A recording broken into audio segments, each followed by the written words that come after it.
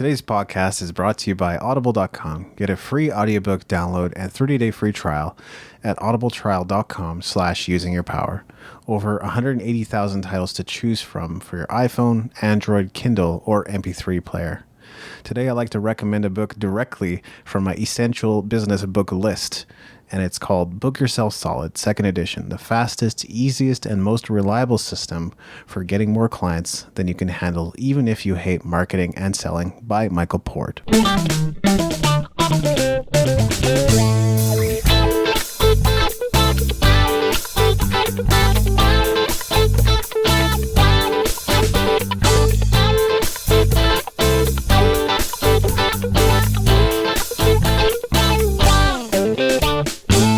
Welcome to usingyourpower.com. Who are you? I'm Maveen. And I'm David. And why are we here today? We're going to talk about some stuff. Awesome. And we're going to talk about something you brought to me, the specialist, generalist, and a hybrid. That's right. And it's interesting. I had to ask you, what is it you want to talk about? Because I wasn't really sure the direction you want to go with this particular podcast, right? Mm-hmm. Exactly. Yeah. I brought it to you because I think a lot of people think about becoming an expert in something, maybe getting their education, going into a high-paying job like being a lawyer or a doctor. Some people maybe aspire to that, but don't necessarily have the focus and the skill set or the experience to get into that. And maybe they experience a variety of things through their school experience. I know some people that spent probably more than 6, 7, or 8 years in college just kind of drifting along, not really deciding on any one thing, but could potentially make them good generalists. So, and I also talked to my friend Amos, who I guess his mentor asked him, do you want to be a specialist or a generalist? Somebody who's like really great at maybe one or two things, or do you want to be someone that is only good at a few things? And his answer was, I absolutely want to be a specialist and great at one or two things. Wow. That's an interesting thing because it's very hard for a lot of people to answer, what do they want to do? And, with so many opportunities available to us in this world and in this lifetime, it's very interesting that someone can find just that one thing to be a specialist in and continue to be that specialist for the rest of their life, right? So, kudos to him if he knows he can do it and be that. I'm for him even though I've never met him. That's true. And there are studies indicating that options aren't necessarily the best thing. Options can kind of stress us out, and it can make it really hard to decide on any one thing. I know other specialists in my life, I won't name any names, but like guitarists, for example, who got really amazing at guitar throughout their lifetime, but ended up not pursuing that. They pursued it to a point, but ended up not going with it, even though they could have taken it much further than they actually ended up taking it. So sometimes it doesn't necessarily end the way that you hope it will. Like you could say, I'm going to become a specialist in this specific aspect of business. We'll say like spreadsheets, but like spreadsheets could go obsolete in the next 10, 20, 30 years. Like most business accounting is like going into a cloud, even if it's not accounting. Like the purpose of a spreadsheet is often being, taken over by other pieces of software and automation and things like that. So you also have to choose wisely. That's part of it as well. Right, and the idea of choice, I like that because, just look at a simple example. Go to any restaurant you go to, right? They have the appetizer section, then they have their burgers, and then they have their pasta, and then they have their drinks, and then they have, a bunch of other sections as well, and create your own pizza, and there's so much choice. And sometimes if you don't really know what you want, it can be very confusing and overwhelming. And, if I like the idea of what you said, if you continue to think that you're going to, excel in what you're doing, and as the world keeps changing around you, you're going to understand those choices that you have to make are probably going to get even harder and harder to make. So, I'm hoping that analogy of the menu at the restaurant can make some sense. Yeah, and I think a few, simple examples for people, what home do you want? What's your dream car? Choosing a spouse or somebody that you want to spend your life with. I think those are all fairly relatable examples for most people when they think about this idea of a specialist. And I think that's where we wanted to start. So I'll just simply define it as saying it's somebody who has dedicated themselves to the study and craft, usually of a single thing maybe, on occasion you would call somebody who's a specialist is good at 2 things or 3 things, whether it's comedy or some kind of instrument like we talked about earlier, or building websites or design. There are so many things to specialize in. Could be in medical science and things like that too. In the corporate environment, specialists can be rented or contracted. So what that means is, instead of hiring them on full time, they could just be outsourced for specific contracts or jobs or one-time assignments. So that's one of the reasons why, being a specialist, at least in the corporate environment, might not be to your benefit, even if it is more so as a freelancer or a business owner. But even the problem is, like, automation, software, and AI, and even robots could actually threaten and change the livelihood of specialists. Right, and that's exactly pretty close to my example, right? So I said, it's not bad to be a specialist. If you're looking at being a doctor, an accountant, a lawyer, these are all great jobs to have if you're doing that, right? Being a scientist, working for the NASA space program, these are all jobs that are very interesting to have. But exactly, your example of being a consultant is actually the one I wrote down as well. But it's nice when you're a consultant because you're known to be the person that has a lot of knowledge. You can really help other people. You get paid for your expertise, and you get paid for your knowledge, and people pay you quite a bit for your time because they know what you're going to do for them, and to maybe help their business or help their website or help their the growth and income potential of their business, right, in the future. But the one thing that I've always thought about is, eventually all specialists, I believe, will become generalists, just like you were saying, through AI and and stuff like that, because of automation. So, or they'll just become obsolete. Or they become obsolete, right? Exactly. A couple years, maybe a decade ago now, we've been hearing about how jobs have been going overseas, as well, right? So the tax accountant in the U.S. that was excited to make $70,000, $80,000 a year, those jobs are going to places like China, Indonesia, Malaysia, and India, if I didn't say that. And those people are doing the same job, if not better, for a fraction of the cost, right? So if those jobs aren't being lost to people in your own country, those are now being lost to people overseas, right? So although you are a specialist, you're great at what you did, you went to school, you spent all that money, people in other countries have done the exact same thing, and they're willing to do the same work you're doing, if not better, for a lot less money. So that's why I say eventually even a specialist will become a generalist, because then you'll have to continue to learn. Yeah, overseas outsourcing was a much bigger threat when, the 4-hour work week became more popular, because all of a sudden people were alerted to this idea of outsourcing. And some of the attitudes around that have changed over time, just because you can't necessarily get the same quality of work as somebody who's like a native English speaker, or, maybe they don't understand your business as well as somebody who lives here, or culturally there's some differences. So the thinking around that has changed somewhat. I know there's still plenty of people that are leveraging overseas outsourcing so that things are cheaper, but I think it's now becoming applied to even specialists within the country. Now they're being rented and contracted instead of being hired on full-time or given those long-term contracts or job security. There are a couple of ways in which I think of myself as a specialist, in the sense that, most of the freelance writing work that I do, I know that's something that may not be around forever. For the time being, it's still a very high demand, but I'm thinking about how to future-proof that. Music is sort of similar in that, you can be a guitarist, but there are so many guitarists.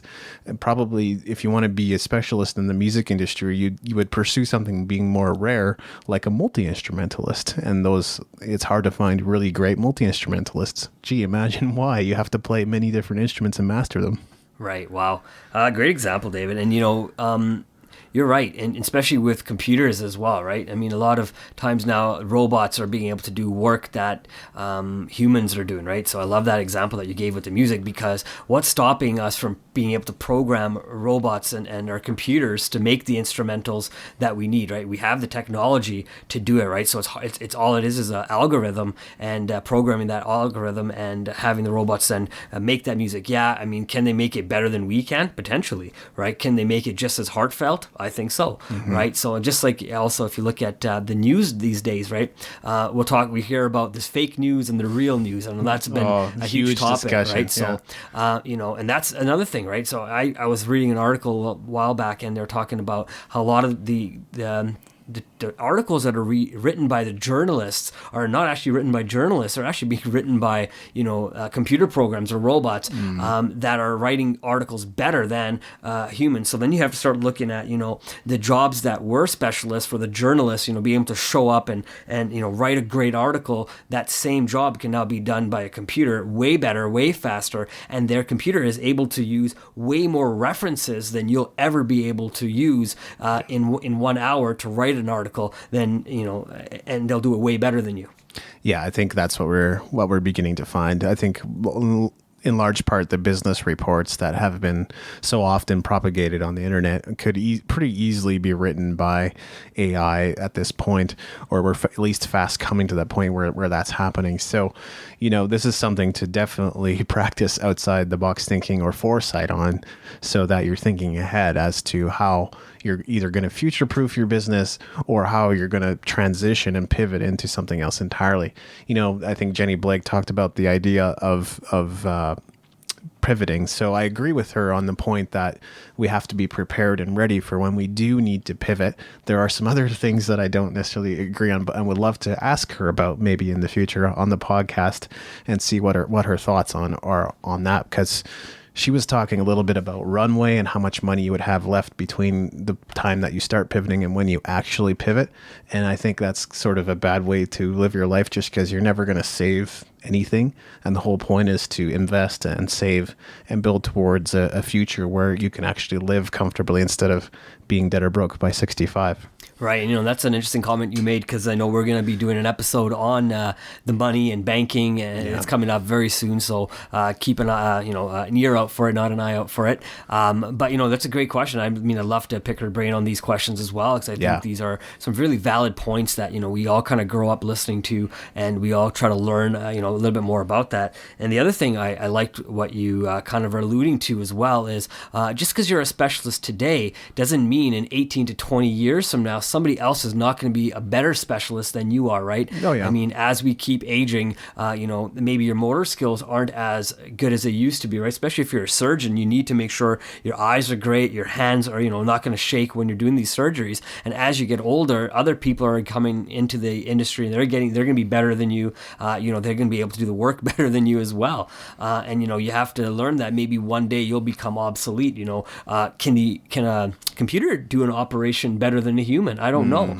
but we can definitely use computers to and robots to build cars. So why couldn't they eventually work on us? We're going back to one of our episodes with the science and technology we had. Same type of idea, right? We were talking about build. If you were talking about in that episode about 3D printing, and if we would be able to print a 3D heart or an organ, then do we really need people? If we can just get one person to program it and then leave it, and you have maybe, instead of 100 people working now, you have only 10 people needed at this company, because all you really need is the computers to build it and, the people to pack it, right? So it can start taking away from jobs too, if you only have a specialist mindset. And those are some of the things that we're definitely starting to hear some whispers about. So really good points to think about. We'll talk a little bit about being a generalist. And I would describe that as someone who's good at a lot of things, but maybe not great at any one thing, and someone who's capable of wearing many hats. And sort of my initial impression to this was, as a generalist, you could actually be a pretty great entrepreneur, because the whole point of being an entrepreneur is to hire people around you who are good at various skill sets, whether it's like law or accounting or marketing or sales.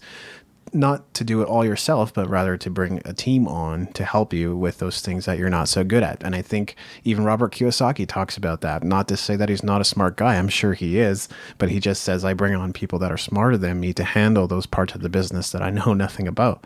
And so I think there's potential there as a generalist. If you know enough of the right things, not just random things, you could leverage that skill set to be a strong entrepreneur.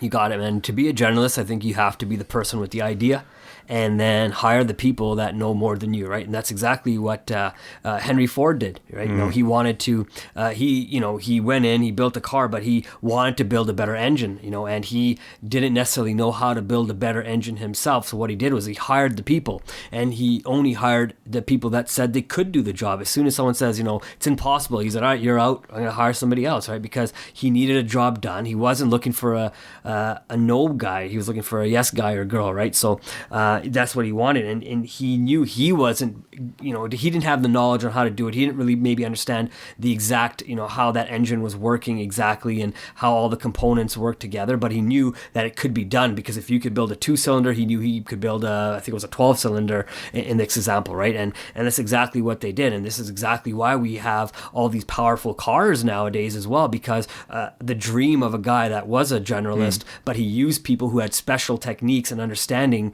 to be able to give him what he wanted. Yeah.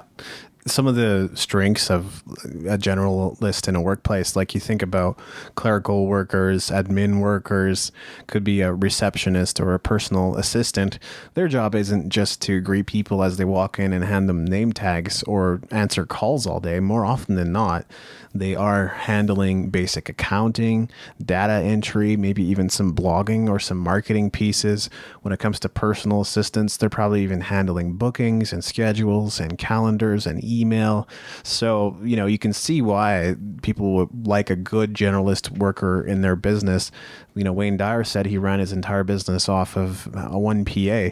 I mean, that's amazing to me, right? So that's totally a possibility depending on the kind of business that you're running. Like between him writing books, doing presentations, and between his assistant handling probably most booking, scheduling, podcast, whatever engagements that he had, he could run pretty much in his entire business. Right. You know, without getting too deep into the conversation, but you're right. You know, if we look at presidents and prime ministers, you know, they always have assistants as well that know a lot more than they do based on what's going on, right? Because as a person who's running a company, you know, a CEO and or a president or prime minister, you can't know everything. You can't have that, but so you need a right team around you so you can, you know, get the things that you need done, right? So that's why we see VPs at companies and VPs of marketing and VPs of advertising and VP of human resources and whatnot, right? All the different departments that are needed to run the business well, right? And the CEO of these companies has entrusted all these people to do it because they know they don't have the time or maybe the knowledge to do all these things, right? And that's something my dad taught me as well, right? Just from personal experience. One thing my dad always told me was to know a little bit about a lot of different things, or to know a little bit about everybody, right? So because when I talk to somebody, it's an easy way for me to connect if I knew, just some general information about a lot of different topics. So this is why, you know, this show, Using Your Power, has such a wide range of audience, because we can reach a lot of people based on the topics we talk about. We're not just focused on one single special topic, right? Yeah. Not there's anything wrong with it, but I personally feel that there's a lot of people out there that are wondering things about a lot of different topics, and that's what David and I are looking to do, right? Cover a lot of different topics so we can really get a nice variety of perspectives on what's really happening. I love it. And some of the downsides of being like a generalist in the workplace, one of them is that you are pretty replaceable. Anybody can kind of learn those skills pretty quickly. It's not like they need really extensive training to do basic data entry or how to answer a phone or how to greet a guest when they walk in the door. These kinds of things can also be taught to anyone. And I think the other risks that are present with being a specialist are kind of the same with being a generalist as well. Your automation, software, applications, AI, robots, all that kind of stuff also factors into the generalist's role. You know, I don't think we'll ever come to the point, or maybe we will for a while, but then realize it's dumb, which is answer our phones with robots all the time. I think, you know, that having that human touch is something we just need in business. And that's one of the things that will forever be necessary. But many businesses do outsource the customer support, right, to overseas countries, and many companies also their customer service reputation goes way down because because the support is not at the level that customers have come to expect. Right, and they don't understand the culture either that the customer is phoning from, so they don't really know how to answer those questions. I know me and you will just say, "Hello, my name is Chris," Yeah. and we'll joke about it, but that's kind of what it is. Sometimes you'll see more and more people are obviously companies are utilizing people from my back home country, India, to have a lot of these call centers but you'll also see that more and more companies are moving call centers somewhat back to their home country because they understand that having somebody who understands the English language, who understands where the customer is coming from and their perspective is worth a lot more to a future value of a customer than having somebody answer the phone that really may not understand. Their customer service might be outstanding and wonderful, but they may not be able to connect to the customer as the customer is expecting to be connected to, right? And some of the other things that you kind of brought up and made me think about too was, I think the people who have a specialist kind of thought process are typically going to be your managers, the CEOs, because they really understand. I find generalists, if I was going to put it in a hierarchy, would probably be your employees, right? They're and not saying anything bad against employees or managers, but I find that if you have an employee mindset, sometimes you don't really come with major skills, right? They're usually very general skills on how to get a job done. And I'm not talking about everybody. I'm just obviously talking as a generalization of our society, right? If I was looking at a breakdown of 400 million people in North America, that's kind of what I'm saying, right? A lot of times people who are in generalist type jobs also work minimal wage, right? Do minimum wage activities as well. We can see that when we look at the statistics of how much money people are making, right? The people who own the businesses typically make more money than their employees. So that can be seen there as well. And, I think the generalists also live an average life. What an average life is, I don't know. I mean, to me, an average life is much different than to you even, David, right? An average life to you might be a tremendous life to me, right? So it's very different on how we look at that. So I do put that in quotations and take that with a grain of salt. But I do like what you said about generalists being really great at relating to people. If you know a little bit about a lot, then you can often find some kind of point of connection between people. I've sometimes come on these episodes and said, "Oh, I hate sports and I don't want to talk about it." But there are times also when I quiz and just kind of go with the flow of the conversation and do my best to participate anyway. And I think that's what generalists are good at least with human connection, is finding something they can be excited about with the other person, something the other person is also interested in and excited about and wanting to discuss. So I think that's a great point as well. For sure, and before the advancements we've had in social media and computers and whatnot, you always would hear stuff like the 6 degrees of separation, right? Mm-hmm. And I think knowing a little bit about a lot allows you to connect to more people with that. Now, with Facebook and Twitter and the ability to, and all the other social media platforms, I think that 6 degrees of separations has definitely shrunk a little bit. You're able to maybe try to connect to people, a lot quicker, but I think the 6 degrees of separation still has its place because just because you're able to tweet somebody doesn't mean they're going to message you, right? Nope. Having that personal introduction is always going to work a lot better for you. So it is a great idea to know a little bit about a lot, or know a little bit about a lot of people who can then eventually connect you in the right direction. And that's where networking comes into play, and I think is so important. Awesome. I'd like to move into hybrid now. Now, this is a category that you might not have even thought of when you think of specialist generalist, because most conversations that I think are happening online are about those two things without really addressing what a hybrid is. I think forward-thinking people are thinking about that, but maybe just aren't bringing it up. We'll define hybrid as somebody who is excellent at a few things, but is also good at other related things. I actually think of myself as a hybrid, and that might come as a surprise to some people. On a very granular level, I may be really great at like guitar and writing, but I'm good at a lot of ancillary things that have to do with those things. Like with guitar, I can also play electric guitar. I can also play bass, ukulele, mandolin, pretty much anything with strings and frets. I can tweak an amp to sound really good. I can record myself. I can engineer an album or a single. And with writing, I'm also decent at graphics. I'm pretty good with WordPress. I'm pretty good with building websites. So there's all those other ancillary, skill sets that come in to kind of make me, as a person, as a whole. I'm also pretty good at Illustrator. Not great. I'm never going to call myself the best, artist in the world, but I can draw as well. Right.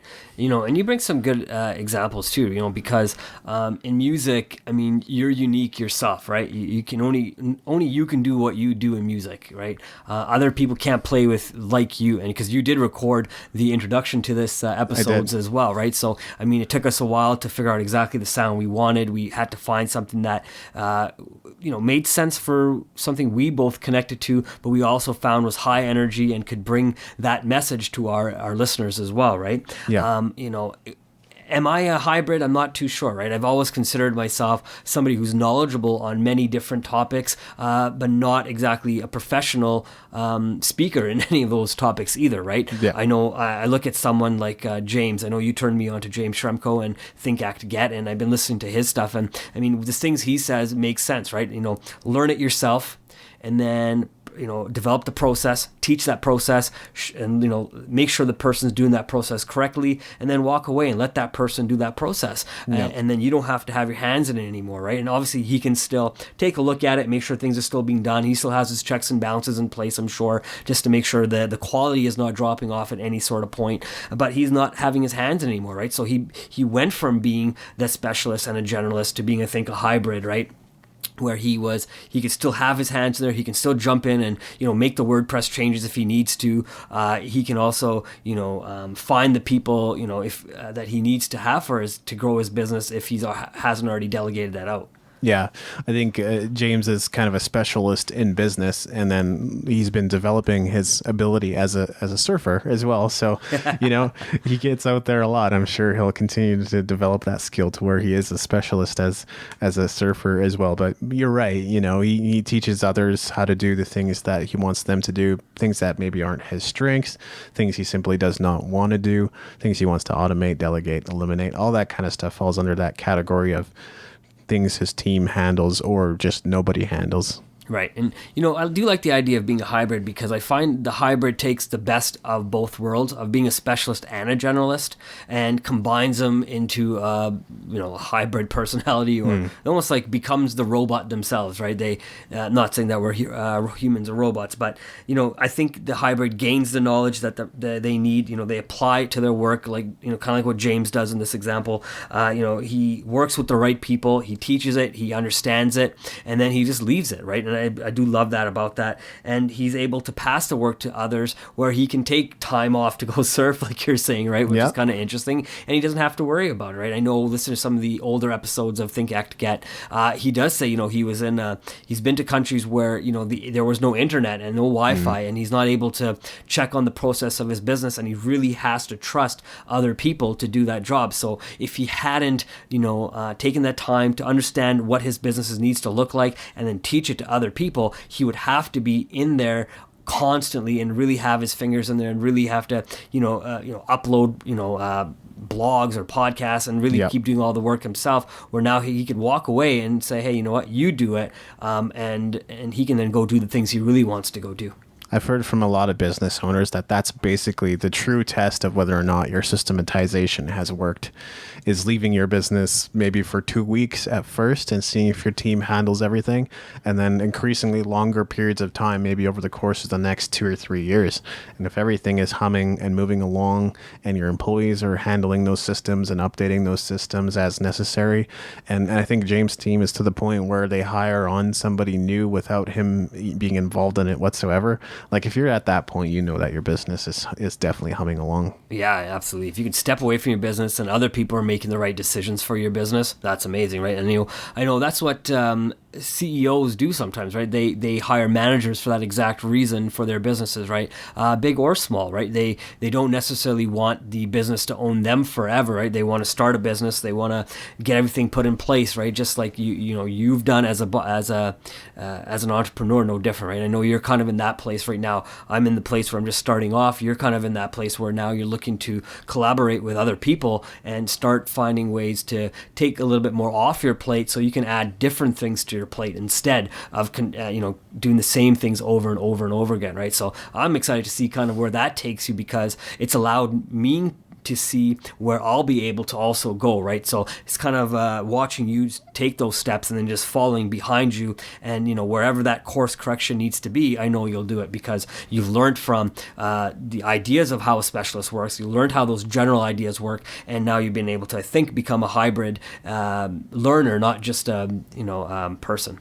Absolutely right. And I also want to say that while you can become a generalist more or less on autopilot, becoming a specialist or a hybrid is very much on purpose. It doesn't happen by accident. You don't just become good at something by not pursuing it. Like if there's something that you're particularly excited about, then I think you will naturally gravitate towards becoming a specialist so you can spend more of your time doing that thing. But either category requires effort, so it's not just going to happen on its own. Absolutely. And you look at something like sports, I think that's probably one of the best analogies we can use, because to become Michael Jordan, he had to be in the gym constantly, right? He had to shoot those free throws. He had to practice and he had to continue to show up day in, day out, good game, bad game, and he had to take those important shots. He had to miss, he had to hit them, and he had to keep going, right? He didn't stop. He didn't just say, you know what, I'm going to show up to the tryouts and they're going to put me on and I'm going to make the NBA. No, he had to have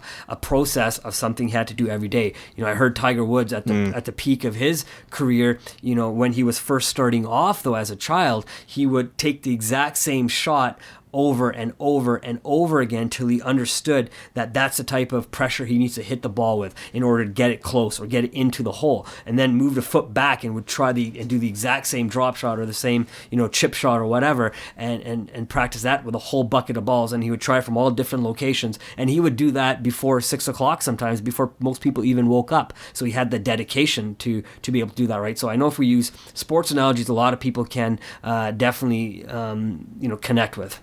Yeah, and like even in business, like some of the most successful business people failed 3 or 4 times or sometimes more before they arrived at the business that they're doing today, the one that became a big hit, that became successful. So we can sort of use extend the same analogy into business as well. I think it works great in terms of like content, because that's a form of marketing, and you could see every blog post or every podcast episode or every video you put out as an experiment.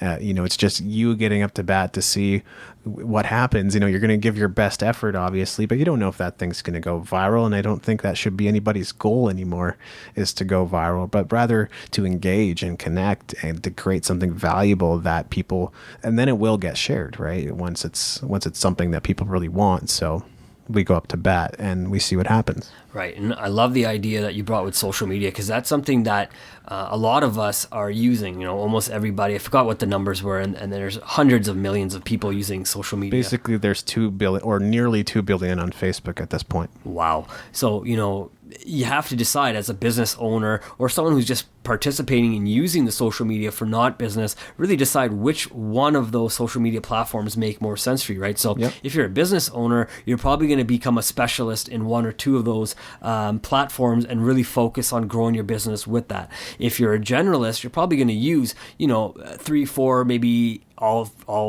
of them to try to connect. So you might use Facebook, and you might use Snapchat, and then Instagram and Twitter, and try to post the same pictures and see what happens, right? But you're not really trying to find a place where your audience is. If you're a business owner, if you're doing that, you're really just a generalist and just trying to see what happens, right? It's just like I think, what is it called? Shooting ducks in a barrel wearing a blindfold, right? You may or may not hit something, you don't know, right? So, but being a hybrid, I think it's understanding how to use all of those techniques and looking at people who have done what you're trying to accomplish, right? So like we're talking about Neil Patel, for example, going through what he's done, reading his articles, and then doing what his articles are saying step by step, and some of the other people, I think you were talking about James Altucher, as well, and you showed me an article that he did, and he kind of does the same thing and really shows you what makes sense and what doesn't make sense, and following those specific rules, I guess, if you want to say,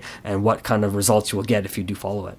Yeah, it might have even been Brian Dean's article that I showed you, because it is kind of similar to the Neil Patel style. But like you, Mav, I've done the same thing where I read something and then said, let's try this out. And then, spent the next 3 hours just doing the thing that Neil Patel, suggests you do to improve your blog or your social media presence or whatever it is that you're doing. Or maybe it's even target audience research and that kind of thing. The one thing we have to be careful of is there's so many prompts in our lives, whether it's like emails we receive or even the blogs that we regularly read, that tell us to go and do things. But meanwhile, as business owners, we need to be the ones sending out those emails, giving those prompts to people, giving those suggestions to others. And so we can't get too, I think we have to keep learning. Learning should be ongoing, but we also have to take the time deliberately in our schedule to create those prompts, those suggestions, those call to actions as well.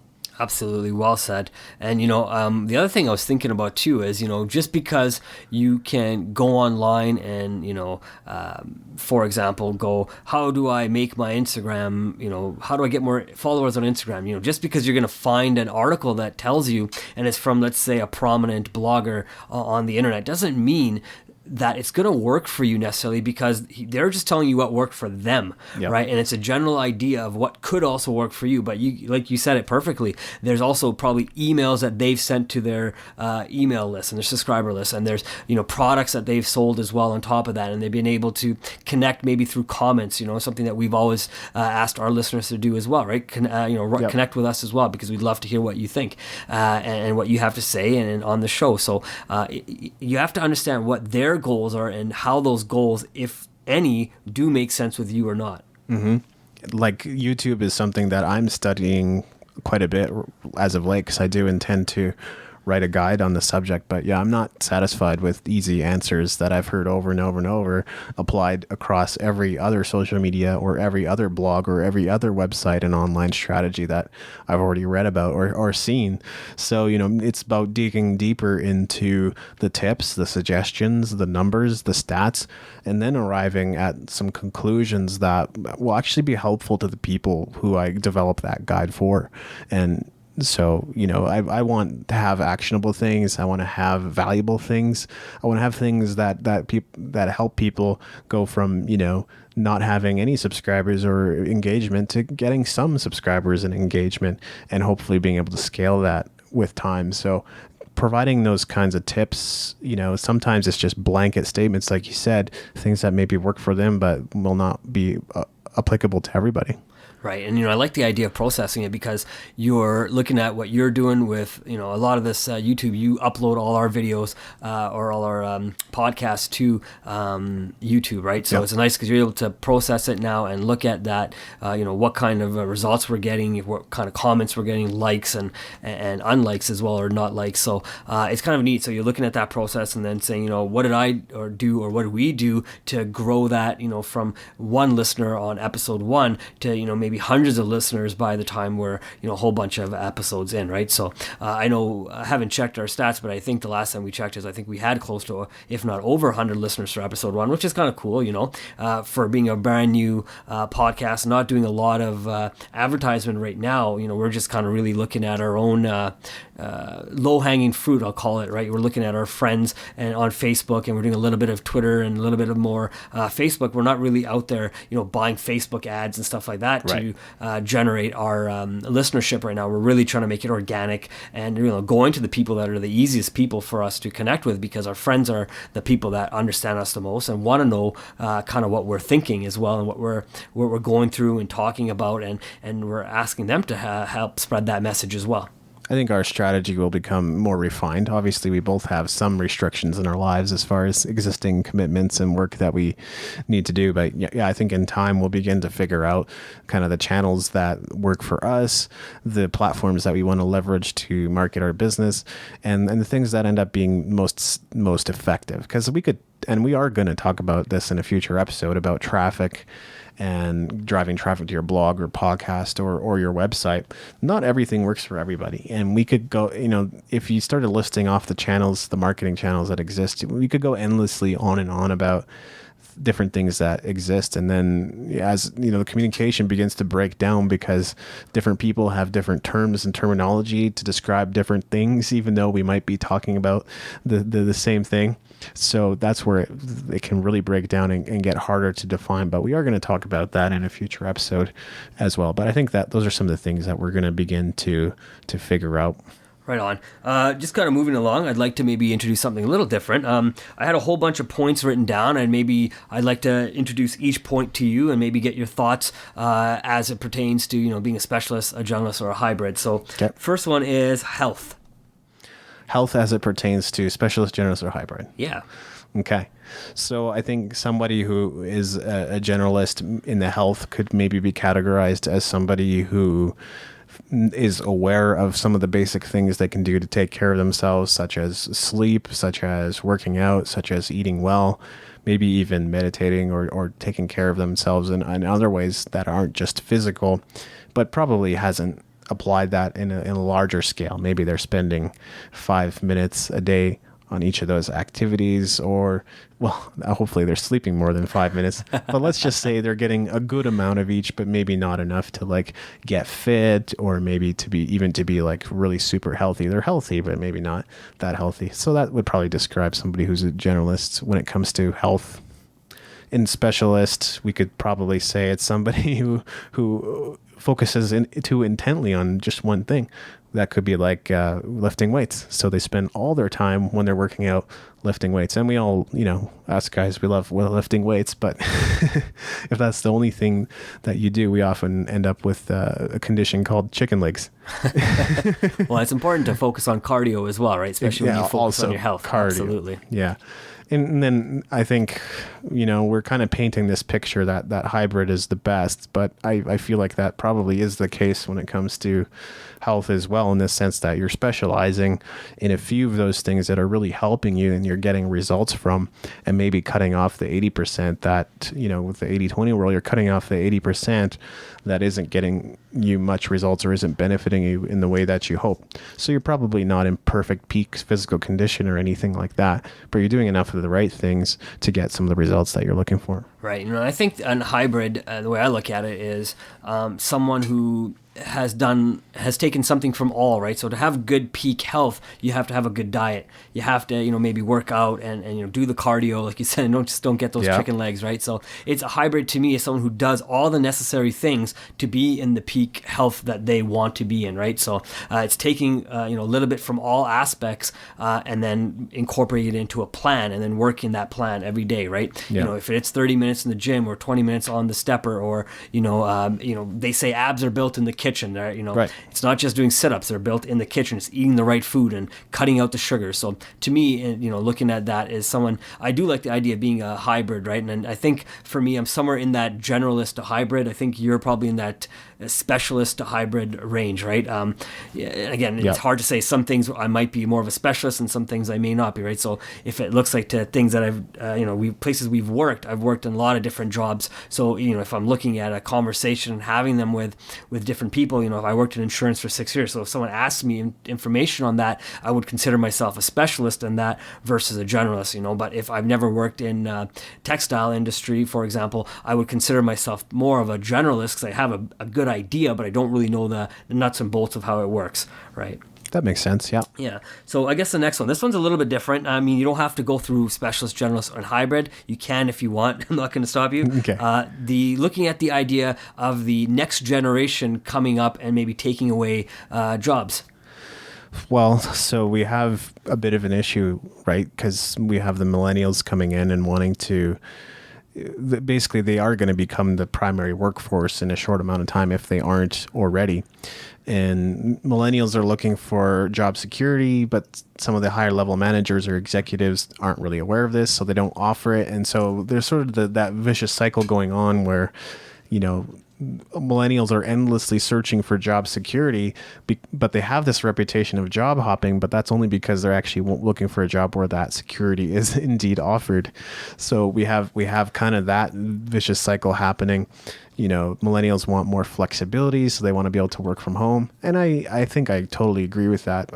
they could probably be more productive as opposed to the office. There are some jobs that absolutely require your presence at times, but there's so many desk jobs that don't require the amount of time that they're asking their employees to put in.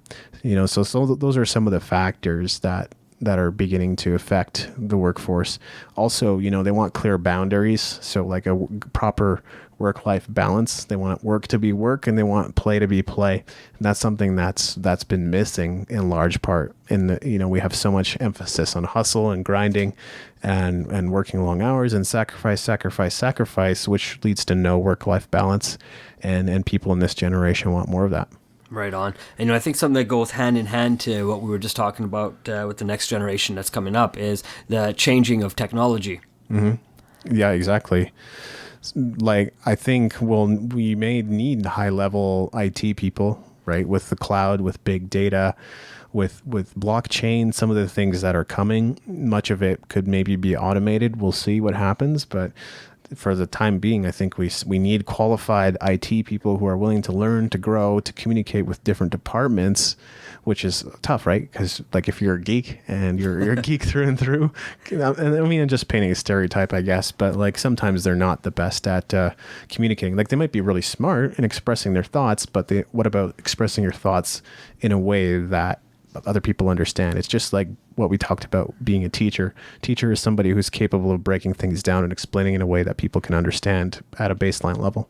Right. The idea of being a geek, I think I love it because the millennials are changing our thinking of what an accountant should be. We think of an accountant as somebody wearing a pocket protector, glasses, a suit and tie, and going to work and doing their job, stressed out. But, the millennials are saying, we'll be an accountant, but I want to still go have fun. I want to go enjoy myself. I want to come to work. I want to be able to interact. I don't want to just sit in a cubicle all day. I want to kind of, do all these different things, and still be successful. So I like that because they're kind of breaking the norms that our parents' generation or even before that kind of set as standards that we are slowly starting to break as well. I was in a mastermind and I was chatting with somebody that was looking to build kind of a financial planning business specifically for millennials. And these were some of the exact things that I talked about. So often what we see in kind of the accounting and financial world is it's intimidating, right? You get some guy in a suit, you don't even know him. He's now talking to you about terms you don't understand. You're now signing on a contract that you don't fully comprehend. And then you're trusting him with all this money. That's not universally how it works. I'm just saying that can sometimes be the impression that you get when you first get into investing, because it really can be kind of impersonal. So some of the things that I suggested to him were this very thing.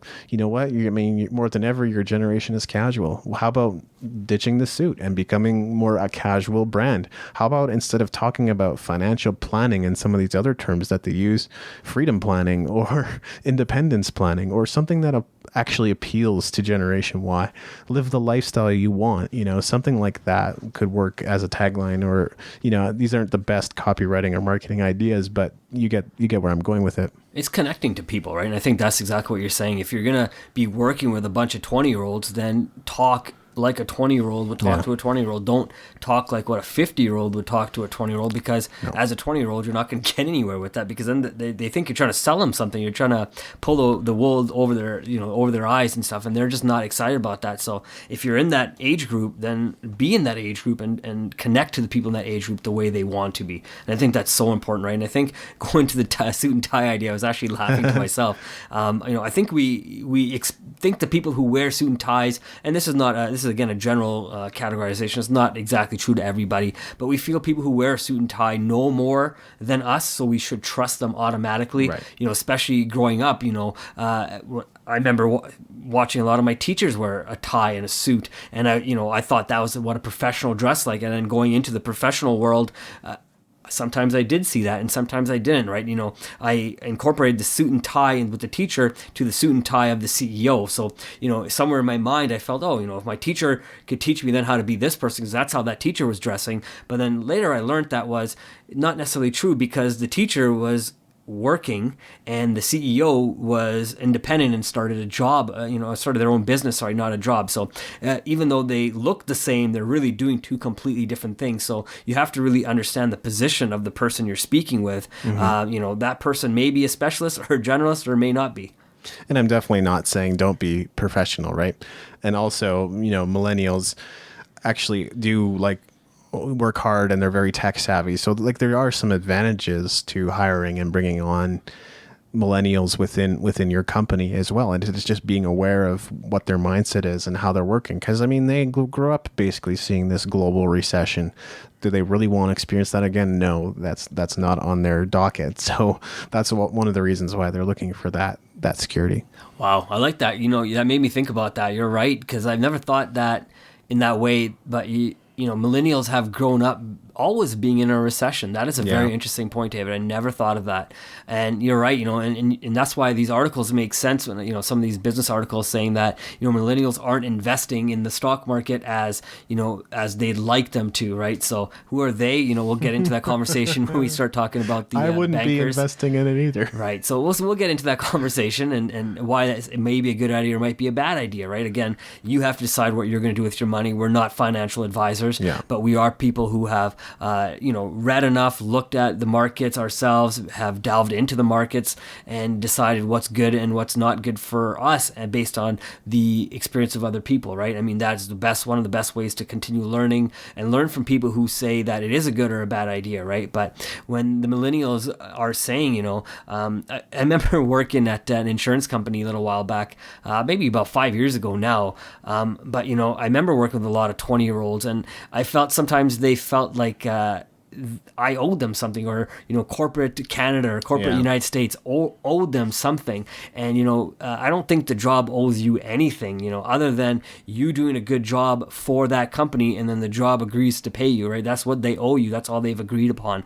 They haven't agreed that they're going to babysit you. They're not going to, you want to go party. I'm not trying to dump on millennials. That's not what I'm saying at all. But I think every single person has to hold themselves to a higher standard. That's what I'm trying to say, right? So it doesn't matter what age you are. The sooner you can learn that, the better off you'll be. Yeah, I think we shared about it in an episode on entitlement. So that might be something to have a listen to as well, because not everybody that hasn't put in the work to earn those privileges is necessarily deserving of them, and that type of thinking can negatively affect how you perceive the world and the things you do to get to where you want to go. Did you have any other categories, Matt? Absolutely. I just have a couple of more. I mean, these are kind of, we can still kind of do the same thing. We can go through these a little quicker together, but travel. What do you think about travel and how that pertains to learning how to be a specialist, a generalist, or a hybrid? Well, there's a lot of generalists where we live who say they've never gone outside of Alberta or BC. So if you fall into that category, it doesn't matter what province or state or country, I would encourage you to go to a country outside of where you've been, outside of your comfort zone. People often say they gain perspective from that, and that's definitely the case. But there's such a narrow perspective that sometimes comes from not having seen the world. So if that describes you and you're a generalist in the realm of travel, then at least make it a priority to see a different part of the world completely and explore it for yourself. Right. I do like the idea of also maybe traveling with different people. Maybe, if you have the opportunity to travel, it's not something that, everybody on this planet can do. There are over 3 billion people who cannot have those luxuries. So if you do have the luxury of being able to travel, then, try to travel with different people. Maybe travel alone one country, travel with one person to another, and a different person to another country, and see, how different your experiences are as well, because every single person that you travel with is going to, provide you a different experience, is also going to teach you things about yourself that you maybe never knew, right? So it is a different way to get some perspective on yourself, and and see what really the world can make you. Mm-hmm. What else you got, Mav? How about reading and podcasting, or reading and listening to audio programming? Right. So like you're talking about the consumption of information, basically. Exactly. Okay. Is it a good idea or a bad idea pertaining to our three subtitles there? I think it's a good idea no matter what category you fall under. Go back to episode 1, personal development. Is it for everyone? Yes. That's our answer. So I feel like, to say otherwise would be kind of crazy or schizophrenic. But look, Specialist has obviously done a ton of study, whether it's reading, listening to podcasts, watching videos, talking to mentors, going to school, going to courses and classes. There's so many things. Maybe it's like real life experience in a job or real life experience performing on stage. All those kinds of things lend to who they are and why they're now a specialist. A generalist can read widely and grow as a generalist if that's your goal. Or you could also work towards that hybrid by studying more into one specific area and investing more of your time, because you're already fairly versed generally. Might as well grow that in some way and choose a topic. Doesn't matter what it is. Could be leadership, business, productivity, but find something fairly niche and just go for it. And then you can become a good hybrid, solid hybrid that way. Right on. And, one of the things that I like about media, and I know we don't really say a lot of good things about media, unfortunately, on this show, but there are some good things about media, right? And one of the things I do like about it is that media does teach you a variety of different topics, right? So you can then choose which one you want to study more on, right? And you can also decide if you want to consume that study by going to the library and picking up books or picking up audio or watching Netflix and stuff like that, and using a variety of different ways to get that education and delving deeper into the topics you want to learn about. And I'm going to pose this question back to you as well, David. What do you think about people who say, I only like to learn about this one particular topic? Do you suggest that they maybe learn a little bit about more topics, or do you feel that they should be specific and only learn about that one topic? Well, I guess it depends on the person and how heartfelt they are in asking the question. But let's say they're looking for my counseling or mentorship or looking for direction from me. I would say, we would first kind of examine and explore that topic together and see if it's something that is still going to be relevant 5 years, 10 years, 15 years, 20 years down the line. That would be one of the qualifiers I feel that would be extremely important in determining their future and what prospects are available to them now. That's another thing we would also explore together and see, okay, so you've got a good number of opportunities, or we might look and say, you have no opportunities and you spent 15 years doing this. I think it's time that you moved on. So we would explore it from a few different angles, Mav. It wouldn't just be one dimensional thinking, but in general, and this is being very, very generalized, yes, I would encourage them to study other topics. Right on. I love the way you think, because a lot of the way you attack something is very similar to the way I do. I'm a very systematic as well, right? So you're right. I would almost look at them as if I was their psychiatrist as well, and sit them down and ask them questions to first understand why they choose to only learn one way or learn one topic, and then really find ways to, connect it to things that I can first understand about them, and then have them understand about themselves, right? Because sometimes it could be just something holding them back. Someone told them that they weren't good at this, so they choose not to study certain things, right? So it's really understanding where that blockage or stoppage is, and then helping them break through that, and then going and finding different ways. And I think as a general answer as well, absolutely. I think people who know more about different topics typically end up having more enriched conversations as well, right? I know I'm not the most knowledgeable person when it comes to sports. I do know a little bit, or I do know enough to get myself into a good conversation. But if someone starts asking me stats and all these type of things, I wouldn't be able to keep up, right? I leave those that kind of stuff for the person who wants to be a specialist in that type of topic, right? But I'll watch the sports highlights sometimes at the end of the night, not always, but just to kind of see what's kind of going on and kind of get an idea of what kind of stuff will my friends be talking about when I do sit down and meet with them, because we're not always going to be talking business. We're not going to be always talking about how to grow and be a better person. Sometimes we are just going to be talking about general stuff as well. And I guess just in case somebody's thinking, I'm going to be a sports star, and I'm not saying you're not, maybe you are well on your way to achieving that. But even somebody that's like a sports star, Here's an example of something that you should be aware of.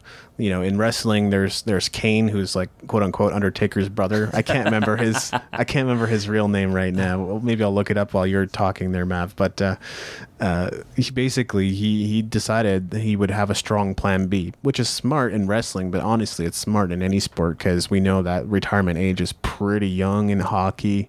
Even in baseball or basketball, might go a little bit longer, but maybe only a few years. Even if you're making, you know, $1 million per year or in the high six figures, ultimately that could, you know, that needs to last you your lifetime, unless you have, because you're probably not going to get another career that's going to pay you on the same scale. It's going to be radically reduced. You might even go down to 5 figures depending on the job that you now take on. So you have to live a completely different lifestyle than you were ultimately used to. So he decided his plan B was studying investing, and he decided to get really, really good at investing his money and doing well and that side of things. He was even on an episode with James Altucher talking about this very thing. So I think anybody that's thinking, we know one track mind and I'm going to be able to do that forever, maybe not. Have a backup plan. Wow, that's very smart, because, you know, if you look at the history of you know, WWE or WWF, depending on the generation you grew up in, you know, you can see a lot of those superstars who, you know, looked like they were making lots and lots of money, but, you know, unfortunately, they weren't really understanding on how to take care of that money they were making. You know, they got into drugs and they may have, you know, unfortunately taken their own lives, or they got hurt in the ring and they couldn't perform. And, you know, maybe they weren't the biggest star at the point. You know, they weren't Hulk Hogan. He's lasted the test of time. You know, he's been able to do well for himself. But, you know, looking at someone like, I remember showing you this, the Ugandan giant, right? Kamala, the Ugandan giant. First, he wasn't even Ugandan. He was from the United States. But, I mean, looking at him and the way he grew up and you know, looking at his ultimate death and how that happened, you know, it was kind of sad to see that, you know, because he hadn't, you know, learned how to take care of himself and no one showed him kind of what he needs to do when he joined the WWE at the time, or WWF at the time, you know, what his life could look like. You know, not having that education really hurt him, where someone like Kane, who went in and then got the education and has something to fall back on, because you can't take that knowledge away from him. That's right. And his real name is Glenn Jacobs. So there you go. I mean, it's just, he could be a wrestler forever. I don't know if he's still wrestling or not, actually, or if he's still in the WWE ecosystem or not. But I mean, you know, Undertaker has obviously been, he's 60, 70, something like that at this point. He's lasted the test of time, too. Yeah, exactly. So it's crazy. I mean, unlike Hulk Hogan, who can kind of barely move, it seems, he's kept up his body, obviously. But anyway, the point being that, you know, these are superstars. These are people we look up to. You need to look not just at their public life, but their private life. What are they doing to, you know, do they have a plan B? Have they thought about this? Is this something that they're preparing for? Are they thinking about their future? I think those are the true role models of our time. Absolutely. You know, and I think just kind of ending my last point off anyways, if we look at the entertainers, I think are real good examples of people who diversify.